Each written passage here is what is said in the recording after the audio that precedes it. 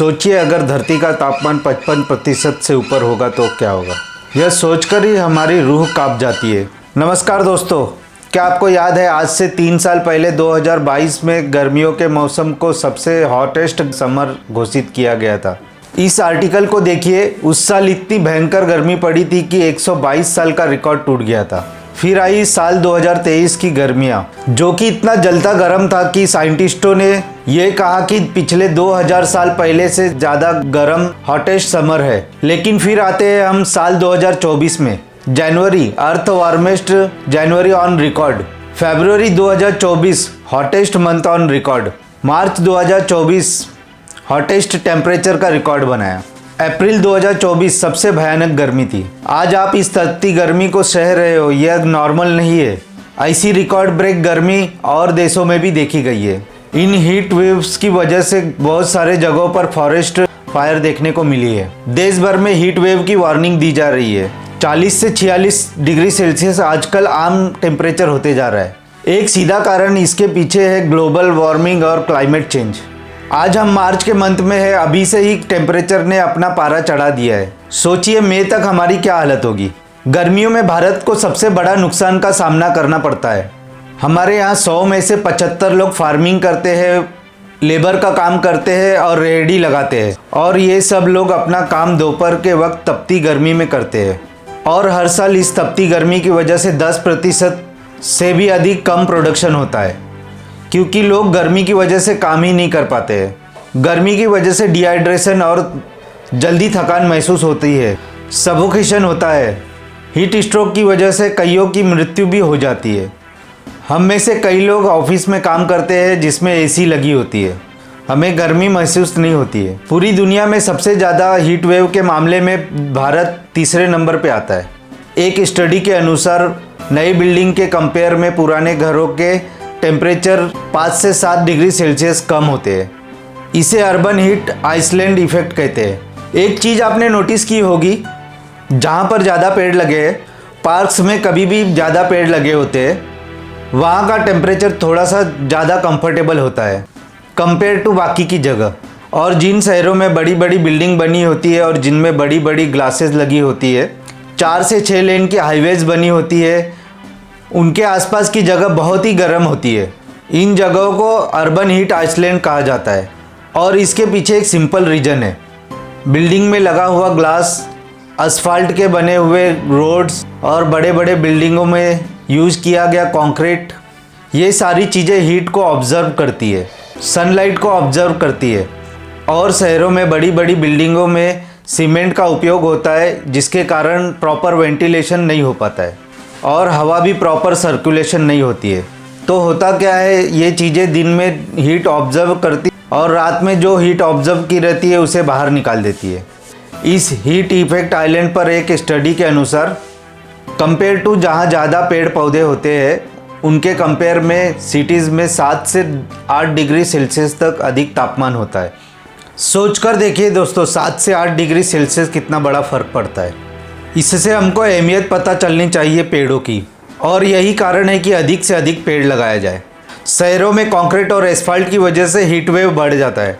हमें ऐसा शहर बनाना चाहिए जिसमें अधिक से अधिक पेड़ लगाया जाए, वॉकेबल प्लेस बनाया जाए, पेड़ों से भरा गार्डन बनाया जाए, गाड़ियों का कम से कम इस्तेमाल किया जाए, क्योंकि गाड़ियाँ भी हीट रिलीज करती है, जिससे अर्बन हीट आइलैंड का इफेक्ट और भी बढ़ जाता है। बहुत से देशों में गाड़ियों की जगह साइकिलिंग को प्रमोट किया जा रहा है। उन लोगों ने अधिक से अधिक गाड़ियों को बैन किया, सड़कों के किनारे पेड़ों को लगाया गया ताकि हीट वेव से बचा जा सके। हमें अधिक से अधिक पब्लिक ट्रांसपोर्ट का इस्तेमाल करना चाहिए। एयर कंडीशनर का इस्तेमाल किए जाने से भी अर्बन हीट आइलैंड का इफेक्ट पड़ता है।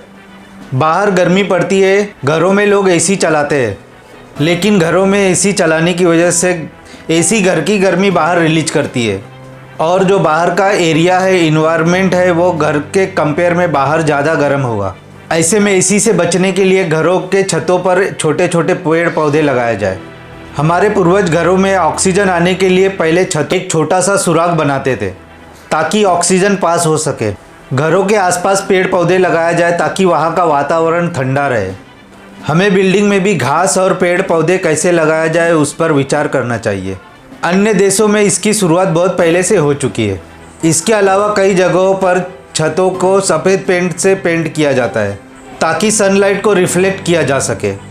एक स्टडी के अनुसार अपने घरों को अगर सफ़ेद पेंट से पेंट किया जाए तो 2 से 3 डिग्री तापमान कम हो जाता है, क्योंकि डार्क कलर सनलाइट को ऑब्जर्व करता है और सफ़ेद कलर सनलाइट को रिफ्लेक्ट करता है।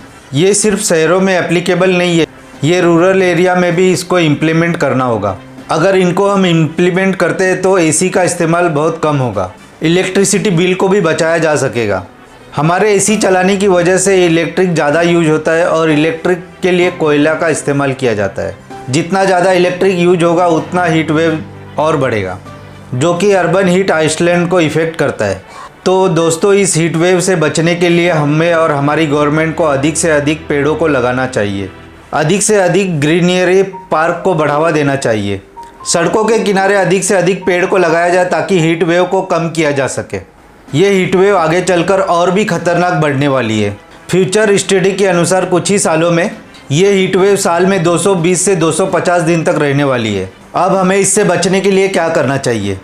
तो चलिए अभी से ही शुरुआत करते हैं, क्योंकि इसकी बहुत ही ज़रूरत है।